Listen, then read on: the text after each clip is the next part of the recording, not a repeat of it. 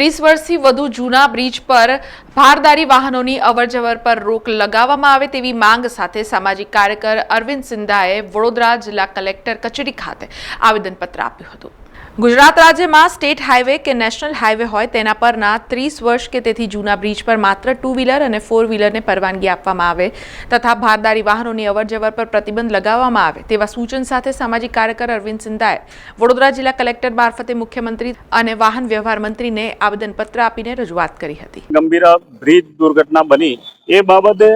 એકલું માર્ગ મકાન વ્યવહાર ખાતું એ જવાબદાર નથી, પરંતુ તમે જોયું હશે કે આ બ્રિજ બન્યો છે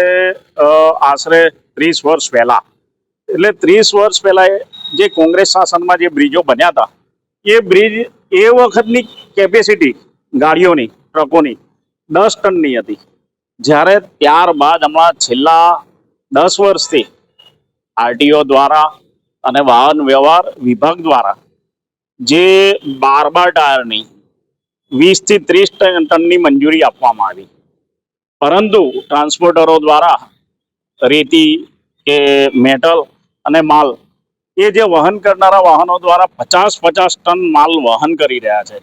તો આજે તેની સામે પોલીસ ખાતું, ટ્રાફિક શાખા કે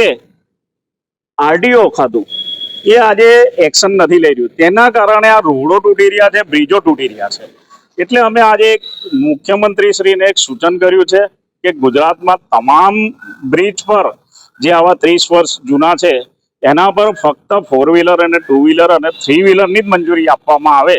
કારણ કે 50 ટનની ટ્રકો જો આ 10 ટનના કેપેસિટી વાળા બ્રિજ પર જશે તો આ રીતના બ્રિજો પડવાના જ છે ને લોકો મરવાના છે ને બધાને અગવડ થવાની છે। સમાચારોના સતત અપડેટ માટે TNN ન્યૂઝને YouTube પર સબસ્ક્રાઇબ કરી બેલ આઇકોન પ્રેસ કરો અને અમારી સાથે જોડાયેલા રહો Facebook, Instagram અને Twitter ઉપર।